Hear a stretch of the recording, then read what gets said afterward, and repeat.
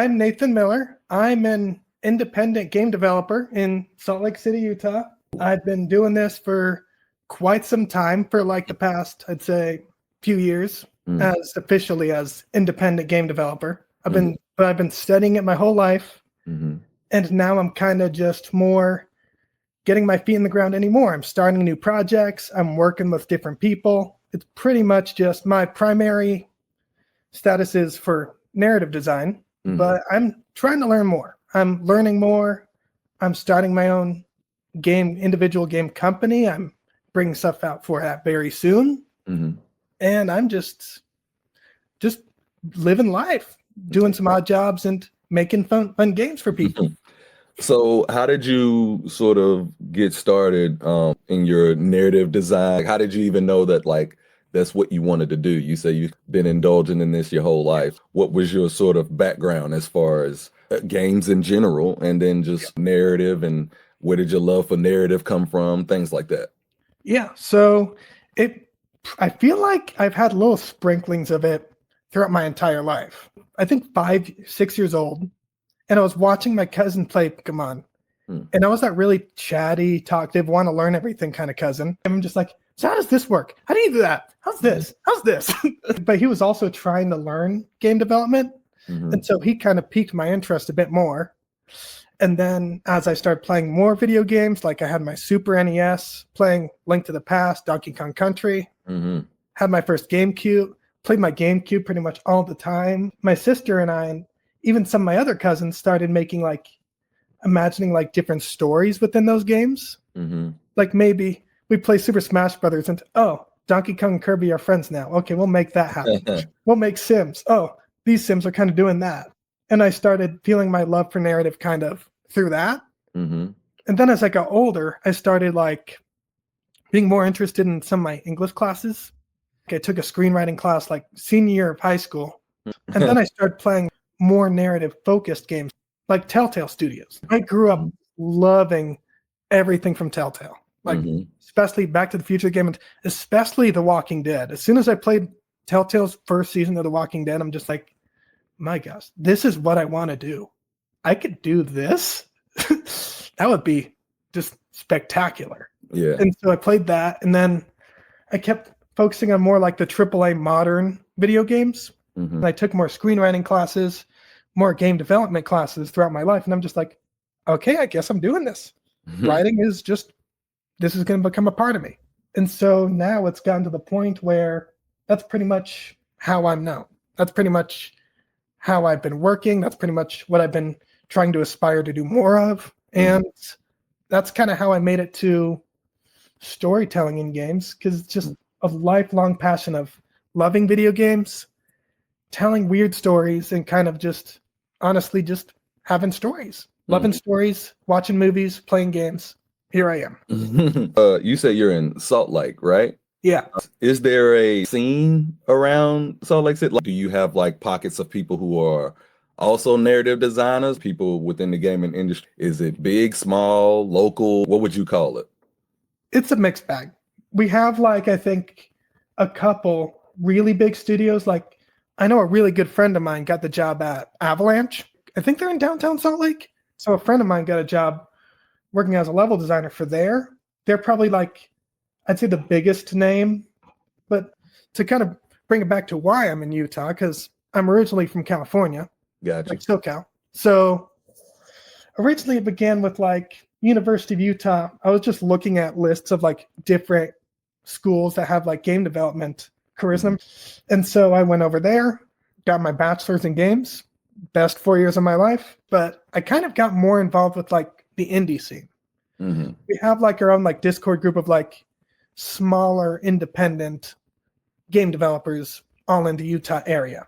That's always appealed to me more than say the giant AAA mega blockbuster thing. So I feel like Salt Lake City is a lot more for the little guy than for the big guy. What would you do if you were offered an opportunity like that? How would you sort of process that decision, since you do enjoy what you're doing? Well, it's not like I haven't applied to those companies. I would definitely consider it, because not to say I don't like the big guy.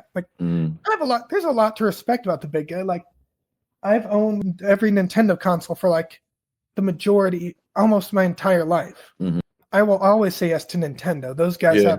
have my heart. The president of Nintendo and I went to the same college.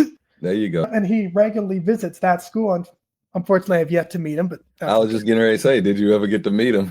funny. Every single time he was on campus, he and I kind of never actually crossed paths. They just barely missed him. Hey, Doug Bowser, if you're watching this, Doug, if you want to get interviewed, I don't mind either. So let's talk about like some of the stuff you worked on, some of the projects you've worked on, or you're currently working on, or just kind of give us a rundown or a background, some of the stuff you've worked on or are working on.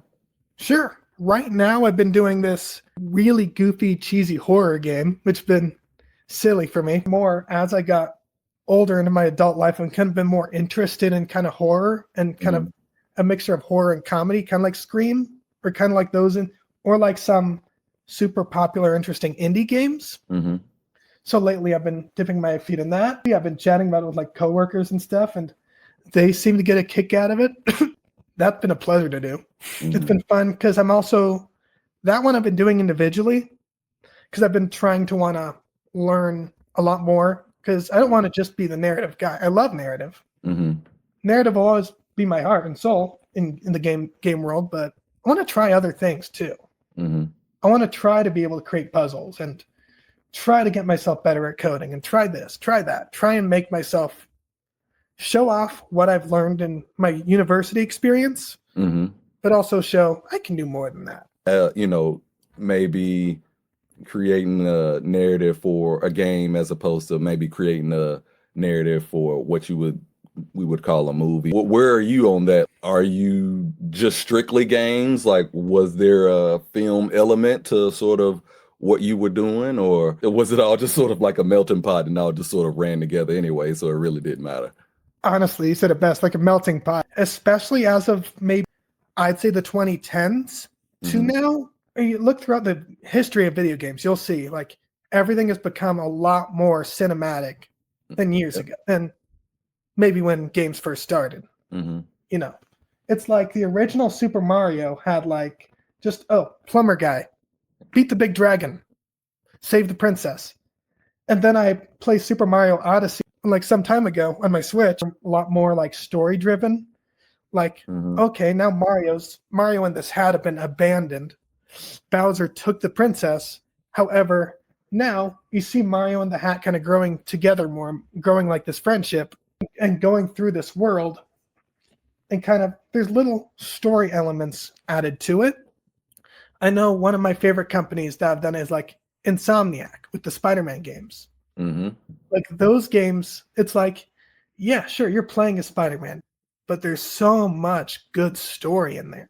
I met with a visual effects producer like a few years ago she was working with Marvel at the time, and she was working on an Ant-Man movie. And she was surprised. She's like, wait, this is more of a movie thing. Your games, what's going on? But I kind of explained that. It's like, there's just so much cinematic, great storytelling that I feel like games have adopted from movies. But it all kind of blends together. It's like, I have a love of so much. Why not just kind of combine them and make something even better and make it really interesting? It's like all of this is just all games and movies are, and even books and music, of course. It's like, it's all just storytelling. So it's like, why not just dip your hat into every single kind of field, because they all can blend together so much. Given the state of the gaming industry and just sort of how things are operating now, you got a lot of people that are going indie now to try to combat these changes and stuff like that. Like, where do you see things headed, especially like the position you're in? You're doing the indie thing, you're enjoying kind of what you're doing. How do you see this continuing or progressing or changing, whether it be for you or for the industry in general? How do you see the next steps as far as just being in the industry in general? Yeah. Interesting you point that out, because one of the things that made me more and more interested in the indie scene as soon as I graduated is I'm noticing so many layoffs. It's like every time I look at LinkedIn, it's another company being like, hey, so you need to let a whole bunch more people go.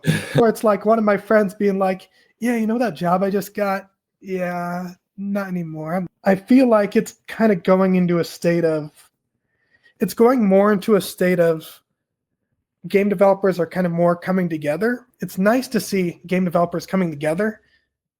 It's sad that they're coming together over getting laid off and worrying about being homeless. But I feel like it's kind of making a bigger camaraderie, which is why I like what you're doing with chatting with people, because it's like, they like talking about this stuff. Yeah. I want to see it more like going an indie route, because it'd be nice to kind of see like, because another thing I have seen is like more former game developers that have been laid off. They're just like, well, guess what? I'll do my own thing. Yeah. And that's been kind of cool to see. I'd hope to think maybe some of the AAA big companies that are laying people off will go, okay, we see what's going on. We're going to try to improve. And maybe we'll see more improvement in terms of like taking care of employees. Maybe less layoffs would be nice. It's nice to see the indie side of it and more independent, like new companies coming out making cool stuff. I love seeing that. But I also love seeing more AAA companies being like, okay, we understand. Let's fix this problem. So I'd like to think I want to see a mix of both, basically. You said you want to work on other stuff. You mentioned coding and things like that. What sort of other things would you like to do, and what do you want to do with it? I'm going to be honest. I have like millions of projects just in my head waiting. Yeah. I'd like to do more with those, and I'd like to kind of showcase, yeah, I'm a narrative designer. I'm okay at coding. I want to get better at coding. I'm using more independent projects as an opportunity to get better at coding, to get better at art stuff. I'm good at narrative design. I'm good at UI. I can make a pretty decent promotional trailer. It's like, I can do pretty much a decent amount of things, but it's like one of my old professors says, it's like you kind of want to be a tree in this industry, I guess. Like, you know, the main branch of the tree is what you're really good at. But you have to have so many other branches in this industry to kind of fit in and kind of be able to just jump from area to area and just do everything. What is on the horizon here in the nearest? What ideas are going to sort of start making their way to fruition coming up? Right now, I've got my horror game, which I'm working on a promotional poster. I've been adding some advancement. I'm planning on getting a demo up. Where do you plan on releasing that? Like, where do you plan on releasing the project? Like, do you plan on putting on Steam, or you say you're a big Nintendo guy? You gonna be trying to push to get it on Switch? If I can, then yes, that would be awesome. Right now, I'm just trying to make it made. Do you get to go to a lot of these conferences and stuff? Because we were talking about networking and all this different stuff, and that obviously a lot of the people within the industry and stuff, that's where they are meeting people. That's where a lot of the networking happens. It's like I haven't been able to go to too many. From my last game, from like a game I worked on for my capstone project, one of the cool things is after we graduated, we got to go to the Craft Lake. I mentioned the Craft Lake Fair over in Ogden. Meet a whole bunch of other independent game developers. But that's pretty much the last like big event, I guess you could say I've done as like a game developer in terms of promoting my game and talking to people, networking. It feels like this kind of makes me official as a game developer. It's kind of funny, like I've never actually, even throughout all my time, I've been working on trying to make games for like years and years and learning all this stuff and still making stuff. But I feel like this is my official badge of honor, being like, yes, you're an actual developer. You're good. Yes, now you can join the club. Welcome. Sure. If you want people to be able to reach out to you, if you want people to find you, or you want Nintendo to find you, whoever the case may be, how they can reach out to you, find you, and all that good stuff. You can find me on LinkedIn. I'm just Nathan Miller, or Nathan-Miller/media, I believe is the current link.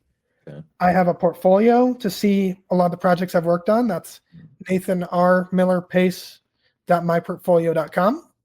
You can kind of see the stuff I've worked on in the past. You can reach out to me on LinkedIn.